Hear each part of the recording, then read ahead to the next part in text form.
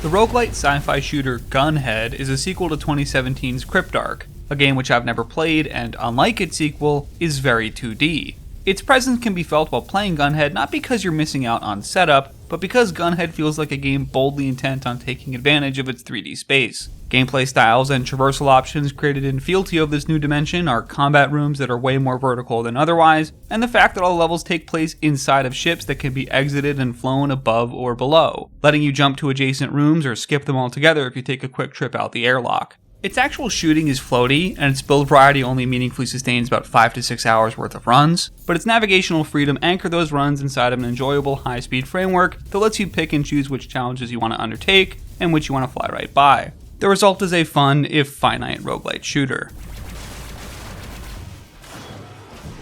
In Gunhead, you pilot the Gunhead, at least for your first run. There are 5 different mechs you can unlock, each sharing the ability to wield up to 4 weapons simultaneously, and each differing based on how they fly. Most have some variation of a quick-to-refuel jetpack, one has a grappling hook, and another has no limitations flight. All that movement will become very relevant once you see our setting. You're in space, and you work for a salvaging company tasked with extracting key information from not-so-derelict space stations. Each run is a sequence of 5 different stations, and each station consists of about a dozen rooms with varying functions. Unlike a conventional roguelike, those rooms and their connections aren't opaque. You have a crew feeding you info by ear, most importantly a tactical map that leaves nothing to the imagination. You can see exactly where the ship boss is, and where the shields are before you even depart home base. No room in Gunhead exists in a vacuum. You aren't siloed off the second an encounter starts, and that's important because cross-room interactions are the game's biggest stick. The boss is usually protected by 1 or 2 decentralized shield rooms. Those shield rooms might trigger alarm systems, and those alarm systems might be guarded by enemy spawns. It's a game of target prioritization and time management. Most of the run incentivizing contracts you get have time clauses, so trying to clear out every room and every system to weaken the boss might come at the cost of your run's payout. In the later half of your run, or even in loopable future runs, you'll need to determine which subsystems are critical to dispose of, and which are okay leaving up based on the game state. The speed at which those time clauses necessitate, and those traversal tools allow, flying from room to room, give Gunhead's encounters an unbreaking flow that results in an enjoyable pace, and lots of autonomy in how you approach each ship. Between the contracts, the home team coaching you on via comms, and the ability to see the entire ship system via map,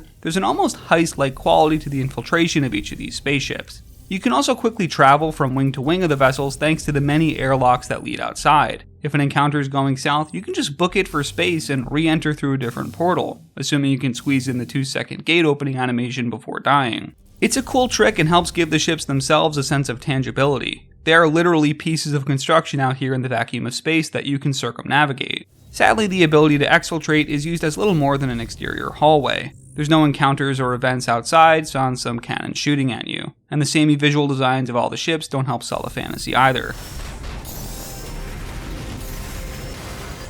The actual combat itself has a few interesting wrinkles. The 4 weapons each Gunhead comes equipped with are shot with independent keystrokes / button presses that give you this feeling of controlling a multifaceted piece of equipment. In addition to your ability to fly around with the jetpack, you also get a short cooldown dash move, helpful both for dodging but also offensive repositioning. Enemies frequently have positional damage reduction like shields that necessitate quick flanks to actually deal damage. Boss design uses this concept to great effect, sometimes having weak spots that will reorient their location on the boss's body. You also have to contend with all that verticality. Rooms are frequently multiple stories high. An entry into one demands you quickly 360 pan the area looking for threats, lest you find an enemy at your back. In practice, it doesn't play all that differently from a 6 Degrees of Freedom aerial shooter. Despite the fact that you do have more conventional action controls, you do need to be thinking about the arena via more axes than usual. The actual shooting itself is a relative low point. It's competent but lacks weight or feedback, ensuring that most of the thrills within Gunhead usually come from traversal towards and strategy of the fights, rather than the actual fights themselves. That goes for the more rogue elements of the game as well. The mechs are well differentiated by mobility and by health, but offensively their only distinction is their starting weapons that you'll normally replace pretty quickly into the run. The powers themselves don't present as choices either. You just pick them up off the ground and accept whatever stat increase they provide, which, with few exceptions, rarely change how you pilot all that much. Which is all to say that Gunhead's best couple of hours are its first couple of hours. There isn't enough differentiation in its actual mechanics to warrant the long-term play this genre frequently excels at, but its unrestricted ship layouts and high-speed traversal focus give it a unique enough flair to warrant a weekend of enjoyable space salvaging with it. It's a game that's strong at giving you exciting vertical combat arenas, but also stringing those arenas together in ways that make them greater than the sum of their parts, plus providing traversal tools that make navigating those rooms a breeze. You'll feel like you've seen its limits long before you've checked all of its boxes, but much like any good heist, you'll get the best results if you know when to check out.